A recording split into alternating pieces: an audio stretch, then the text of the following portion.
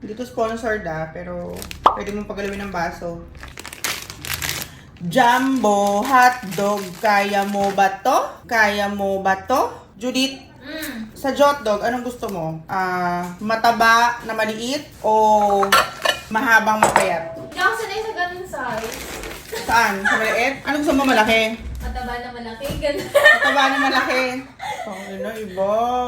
Girl, di sanay sa maliit yarn. Hindi sanay sa maliit yarn. Pang jumbo lang. Potato. Mr. Cupido, ako na may tulungan mo. Mars, naalala mo dati nung nag-apartment pa tayo? Yung lunch natin sa apartment, kakainin mo lang yung kalahati nito almusal. Tapos yung kalahati, lunch. So, gagad-garin natin yung patatas. Ganito mga B. Mars, kapag mga maliliit na lang, huwag nyo na isugal. Baka sumama yung daliri nyo. So, itong gagawin natin. Pwede itong pang merienda, almusal. Pwede rin itong pang benta. Depende sa trip ninyo. So, huhugasan natin to ng mga... Ano? Ayan mga mare, so hinugasan lang natin tong ating patatas hanggang sa luminaw yung tubig para mawala yung mga starch niya. So ngayon, patutuluin natin to hanggang sa madrain yung mga nawasa sa loob. 1 cup ng harina or all-purpose flour. Betlog ni Mika. Garlic powder. Salt. Pepa. Hahaluin natin mga B. Nawasa. So, yung paglagay ng nawasa, kutob-kutob lang, Mars. Kailangan malapot pa rin to. Okay, meron nga pala akong kaibigan dito na nanawagan ako sa lahat ng followers ko. Lalo na yung mga nasa abroad. Pakiahon sa kahirapan. Pakiahon sa kahirapan tong kaibigan ko. Bibigay ko yung number. Pasa Pinoy. Ayan, Mars, kailangan ganito kalaport. Rest muna natin to sa ref ng mga 6,700 days. Nawasa. So, yung mga hotdog, ilalagay natin dito isa-isa. Marami na naman magre-react dyan. Chef, bakit mo pinapakuluan yung hotdog? Para lumambot. Mali. Kasi Mars, frozen to. Pagka prinito ko to mamaya luto yung labas, yung loob, hilaw.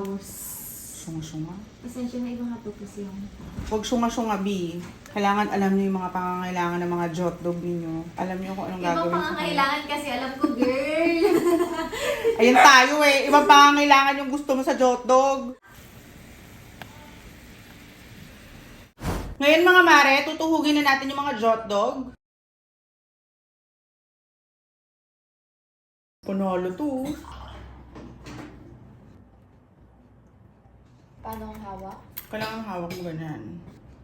Tapos, sisimulan mo sa ilalim. Tapos dahan-dahan, ibabaon mo pataas. Ayan. Ano ba yan? Ganun ang tamang pagtuhog ng hotdog. Hotdog. Ayan mga B, natuhog na natin yung mga hotdog. So, spread out natin ganyan mga Mars ang ating patatas. Asin. Magpapakulo na ako ng mantika. Hash, hotdog, butter mixture. Okay, ilulublob natin yung hotdog dito sa ating butter. So, kailangan ma-coat natin ng malala. Pag na-coat na natin siya, ilalagay natin siya dito sa ating hash. Tatabunan natin mga B. Ilalagay na natin dito, Mars.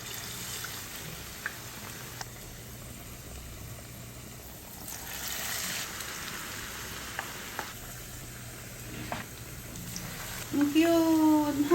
Tignan mo. Ang cute. So, ngayon mga Mars, hihintayin lang natin siyang maging kayumanggi.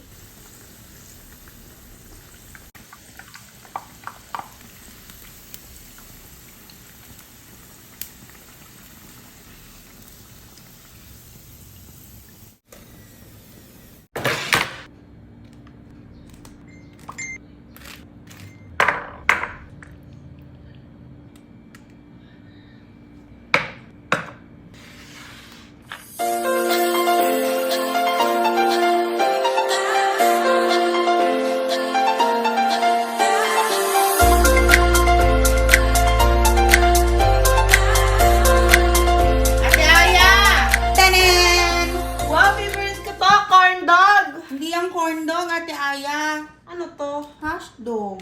Hashdog? Bakit hashdog? Basta! Cheers!